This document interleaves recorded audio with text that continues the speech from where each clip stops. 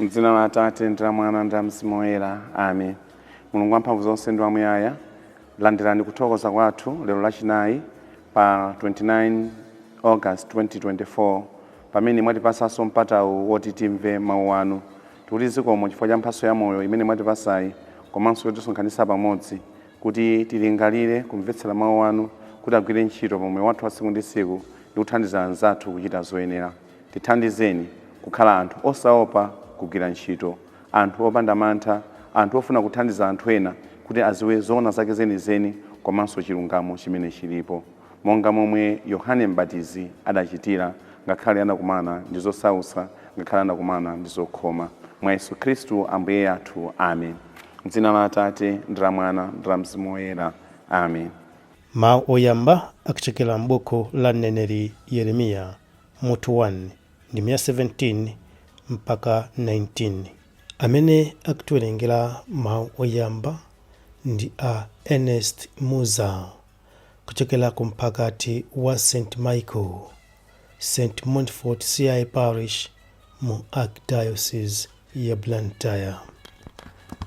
Mawu a mthenga wabwino akuchokera mu mthenga wabwino wa Mariko Woyera mutu 6 ndi 17 mpaka 29.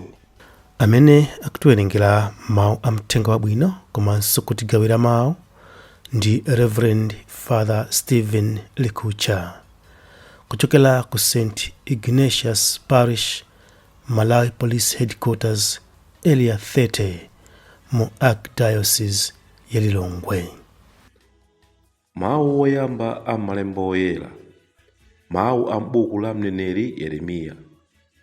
Koma iwe Yeremiya ukonzeke, nyamuka, ukawawuze zonse zimene ndikukulamula. Iwowo asakuopse, kuopa kuti ineyo ndingakuopse iwo akuona. Lero ine ndikukulimbitsa ngati mzinda wamalinga, mzati wachitsulo, ndiponso ngati makoma amkuwa, kuti usachite mantha ndi wina aliyense m'dziko lonse, kaya ndi mafumu a ku Yuda, nduna zakumeneko, ansembe kapena anthu wamba. Iwo adzalimbana nawe, koma sadzakupambana, pakuti ine ndili nawe ndipo ndidzakupulumutsa, akuterotu chauta. Mawu a Ambuye. Tithokoze Mulungu. Ambuye akhale nanu. Mthenga wabwino monga adalembera Mariko Oyera. Mutu 6 kuyambira ndime ya 17 kulekeza ya 29. Pa nthawi yomweyo Herode adatuma asilikali ake kuti akagwire Yohane, akammange ndi kumponya mndende. Adachita zimenezi chifukwa cha Herodias, mkazi wa Filipo m'bale wake. Ndiye kuti Herode anali atamkwatira mayiyo. Ndipo Yohane adamuwuza kuti, nkulakwira malamulo kulanda mkazi wa m'bale wanu. Tsono Herodiasiyo ankadana naye Yohane, ndipo ankafuna kuti aphedwe basi. Koma ankalephera chifukwa Herode ankaopa Yohane, podziwa kuti anali munthu wolungama ndi woyera mtima. Choncho ankamusunga bwino. Ankakonda kumamvetsera mawu ake, ngakhale kuti akamumva choncho ankathedwa nzeru. Koma pa tsiku lokumbukira kubadwa kwa Herode, Herodiasi adapezerapo mwayi. Herodeyo adakonza phwando nayitana akuluakulu a boma ndi akulu olamulira asilikali ndi anthu omveka a ku Galileyako. Tsono mwana wamkazi wa Herodiasi adalowa nayamba kuvina. Kuvinako adakondweresa nako kwambiri Herode ndi amene anali naye pa phwandopo. Pamenepo mfumuyo idawuza mtsikanayo kuti, undipemphe chilichonse chimene ukufuna, ine ndikupatsa.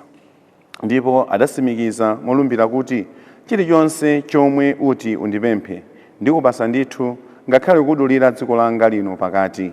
Mtsikanayo adatuluka nakafunsa mayi wake kuti kodi ndikapemphe chiyani? Mayi wakeyo adati kapemphe mutu wa Yohane M'batizi. Mtsikana uja adabwerera msanga kwa mfumu nanena kuti ndikufuna kuti tsopano pompano mutipatse mutu wa Yohane M'batizi m'mbale. Pamenepo mfumu Herode adamva chisoni kwambiri, koma chifukwa cha malumbiro ake ndiponso chifukwa cha anthu oyitanidwa kuphwando aja sadafune kuphwanya lonjezo lake kwa mtsikanayo. Choncho nthawi yomweyo adatuma mmodzi mwa asilikali ake namulamula kuti abwere nawo mutu wa Yohaneyo. Msilikaliyo adapita ku ndende nakadula mutu wa Yohaneyo, adayika mutu wakeyo m'mbale nkubwera nawo, nawupereka kwa mtsikana uja, mtsikanayo nkukawupereka kwa mayi wake. Ophunzira a Yohane atamva zimenezi adabwera nazatenga mtembo wake nkukawuyika m'manda. Mthenga wa Ambuye.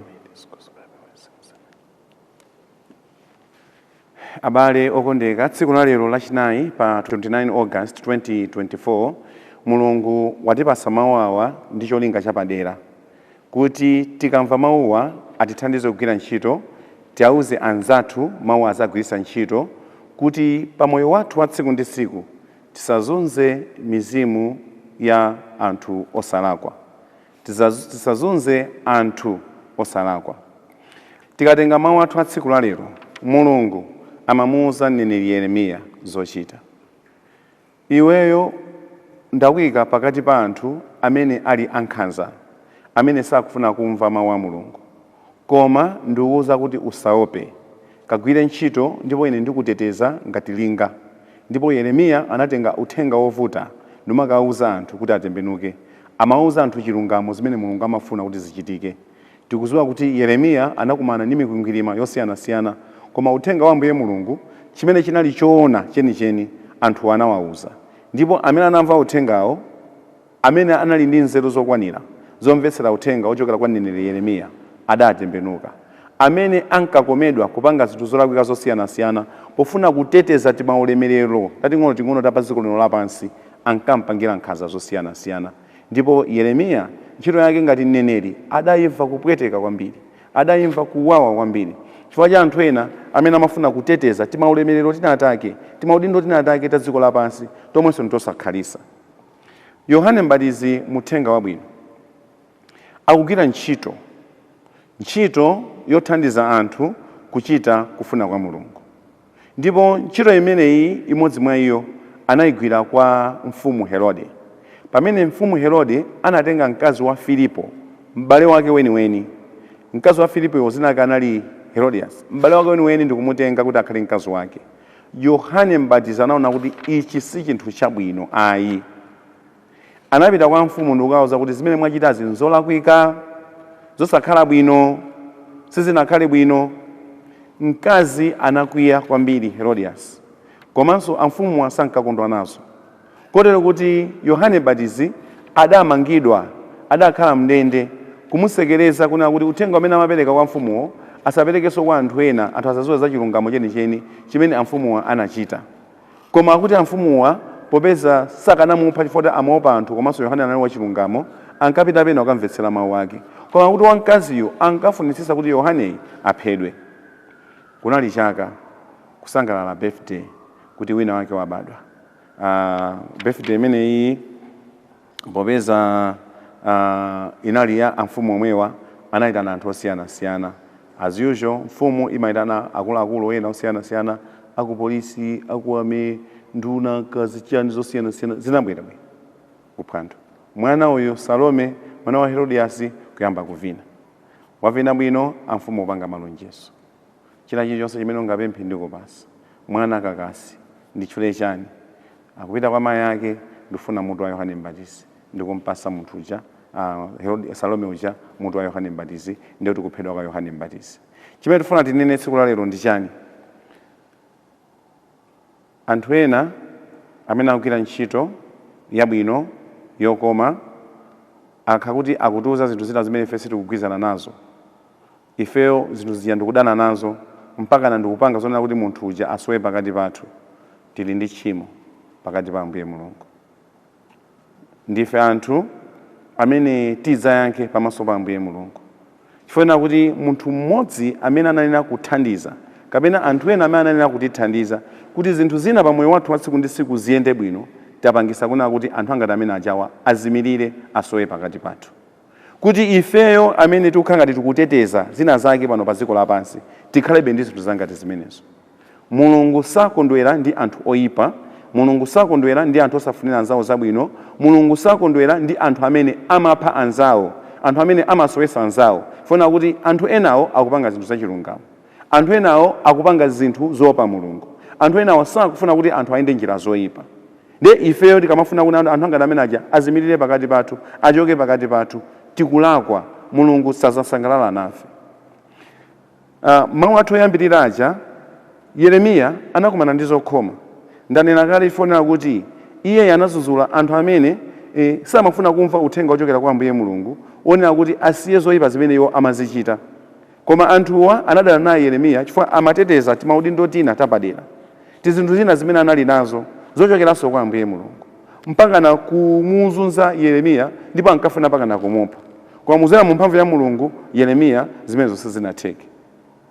Lero Herode akuzuzula zinthu zoyipa, anthu ena akusangalatsidwa nawo, koma anthu ena sakusangalatsidwanso naye. Ndipo amene sakusangalatsidwa naye akumpangira chiwembu chokamutsekera ku ndende, akumpangira chiwembu chomupha. Ndipo lero tikupanga chaka ichi chakuphedwa kwa Yohane Mbatizi, amene tsopano ndi mmatitiri, chifukwa kuti anthu ena sanasangalatsidwe ndi ntchito zake zabwino. Izi siza m'Baibulo mokha, izi zikuchitika pakati pathu m'maofesimu. Muli anthu ena amene safuna kuti zoyipa zizichitika, ndipo anthu amawa akhauti akuzuzula, akuwazuzula anthu amene akupanga zoyipa. Maganizo athu amakhala kuti amene timpezere zifukwa ntchito imuthere, amene timpezere zifukwa akhale pa interdiction, amene timpezere zifukwa asamusidwe kwina kulikonse ndi kumpasa transfer ina iliyonse, kapena kumusintha ministry, kapena kumpitisa kwina kulikonse. Ndipo nthawi zina anthu amakhala ndi upandu wambiri kuna kuti amene yangoso. Zinthu zosakhala bwino, Mulungu sasangalatsidwa nazo. How many people have we tortured just because they are telling us the truth? They are just in their daily dealings. They are full of integrity. How many have we tortured? Ndi angati amene ifeyo tawazunza, anthu amene akusowa mtendere, chifukwa kuti pamoyo wawo wa tsiku ndi tsiku akutiuza zoona zake zenizeni zokhuzana ndi ntchito yathu, akutiuza zoona zenizeni zokhuzana ndi moyo wathu. Ife ndikumadana nazo, ndimapeza njira maupo osiyana-siyana kuti anthu aja achoke pakati pathu. Mulungu sasangalatsidwa nafe. Pakati panopa anthu ena amakhalanso ndi zikhulupiriro zawo zapadera, zikhulupiriro zachabechabe zimene amazikhulupirira pofuna kuteteza zina zake pano pa dziko lapansi. Kafuna kuteteza udindo wawo ngati phungu, kafuna kuteteza udindo wawo ngati kansala, kafuna kuteteza udindo wawo ngati mfumu. Amayamba kukhala ndi zikhulupiriro zosiyana-siyana ndi kumapanga zinthu zosiyana-siyana. Mukumbukira bwinobwino zaka zambuyozo kuna kuti kumwera kwa dziko lino la Malawi, chakuchira dzuluko, ngakhale kuliwonde uko, kunkapezeka anthu ena ankadulidwa ziwalo. Iniyo mukumbukira bwinobwino. Kulolera kuna kuti anthu amene ali osalakwa akhesedwe magazi chifukwa cha zikhulupiriro zimene anthu ali nazo, kufuna kuteteza zina zake pano pa dziko lapansi. Mukumbukiranso bwinobwino kuti tikuyandikira chisankho cha 2009, tikuyandikira chisankho cha 2014, tikuyandikira chisankho cha 2019 even 2020. Anthu kukhala ndi mtima omapha anthu amene ali osalakwa, anthu akhungu la albino, azigogo osiyana-siyana. Nkhani yake kukhwimira zikhulupiriro zachabechabe zopangisa anthu ena kuonongeka, zopangisa anthu ena kuvutika. Mulungu sasangalatsidwa nazo. Yohane Mbatizi anaziona chifukwa chofuna kuthandiza anthu ena kuti aziwe choona. Koma anthu ena amene amafuna kuteteza timaudindo tina take ka ulemerero kena kamene anali nako, aine ndine mkazi wa mfumu, ndikhalabe mkazi wa mfumu, uya kundivutisa asowe. This is 2024. What do we hear? Anthu ena akukhulupirirabe zomwezo kuna kuti azakhala akulemera, azakhala kuchita bwino ngati akusowesa anthu ena mtendere, ngati anthu ena akuvutika pa moyo wawo wa tsiku ndi tsiku. Ndiye ngozi zikuchitika zosiyana-siyana. Kuti kodi ngozi zimene zizi from nowhere zamba kuchitika chifukwa chani? Mulungu atisogolere, Mulungu akhale nafe. Tizikhulupiriro toyipa tina tili tonse timene tili nato, timene ife timakhulupirira kuna kuti izizi zitithandizira kuti ife tisunge udindo wathu. Zimenezo nzachabechabe za usatana, sizikuyenda kukhala mbali imodzi ya moyo wathu. Ife ndife ana a Mulungu, tisapangise kuti mizimu ya anthu ena izunzike chifukwa kuti ife tifuna kuteteza zina zake pa moyo wathu wa tsiku ndi tsiku. Titembenuke, tisiye zoyipa ndi kupanga zinthu zokomera Mulungu pa moyo wathu wa tsiku ndi tsiku. Beheading of John the Baptist should teach us something. An innocent soul was killed. Wina wake amafuna kuteteza banja lake, wina wake amafuna kuteteza udindo wake. Zimenezi ifeyo tizike m'manja mwa Ambuye Mulungu. Udindo wathu tusiye m'manja mwa Ambuye Mulungu. Ngati sitikhala anthu opemphera, ngati sitikhala anthu opa Mulungu, ndi umaganiza kuna kuti china chilichonse chizatiyendera bwinobwino tikuzinamiza. Anthu opa Mulungu, anthu opemphera, Mulungu azawapasa zinthu zimene zili zowayenera kwa iwo. Sitizakhala anthu okondwa, osangalala, amtendere pa moyo wathu wa tsiku ndi tsiku, titakhala ndi udindo wathu kangati ndani, koma tikudziwa kuti udindo utawupeza chifukwa chonena kuti anthu osiyanasiyana anali akukumana ndi ngozi. Anthu osiyanasiyana anali atasowa pano pa dziko lapansi. Anthu osiyanasiyana anakumana ndi matsoka akuti. Anthu osiyanasiyana anali atapengesedwa. Sitizakhala anthu okondwa. Udindo wathuwo uzathera pa njira. Ndipo tizakhala anthu ozunzika kusogoloko chifukwa kuti njira imene tayigwiritsa ntchito si njira ya Mulungu. Tagwiritsa ntchito njira ya mphamvu ya usatana. Njira ya mphamvu za ujerekezi. Mulungu apitirize kutisogolera, kutiyang'anira ife tikhala anthu opa Mulungu. Ochita zimene Mulunguyo akufuna. Ochita zimene Ambuye Yesu akutiphunzitsa. Tisazunze anthu ena. Nthawi ina iliyonse ifenso amene tili anthu osiyanasiyana tisaope kuzuzula zinthu zoyipa zimene anthu ena akuzichita. Tipitirizebe. Ngakhale takumana ndi mavuto osiyanasiyana tigwirebe ntchito yowathandiza anthu aja kuzindikira. Ansembe tisakhale anthu amantha. Azibusa tisakhale anthu amantha. Asheki tisakhale anthu amantha. Kandi ife mafumu tisakhale anthu amantha. Tithe kuwathandiza anthu athu moyenerera kuti achite zinthu zolondola zokomera Mulungu nthawi zonse. Pamene tatenga njira ya Mulungu ndiye kuti ife tikukwanirisa udindo wathu. Pamene tikuwathandiza anzathu kuchita zimene Mulungu akufuna, ife tikukwanirisa udindo wathu. Tikwanirisa udindo wathu ngati atsogoleri okhala anthu opanda mantha, osaopa, osayang'ana mbuyo, maso kusogolo ndi kuthandiza anthu onse kuchita zimene Mulunguyo akufuna. Imfa ya Yohane Mbatizi itithandize ife kukhala anthu ochita zinthu zolungama, opanda mantha ndi kusatira njira ya Mulungu nthawi zonse. Ulemu ukhale kwa Atate ndi kwa Mwana ndi kwa Mzimu Woyera, monga panali poyamba ndi tsopano ndi masiku onse ndi pa nthawi zosatha. Amen. M'dzina la Atate ndi la Mwana ndi la Mzimu Woyera. Amen.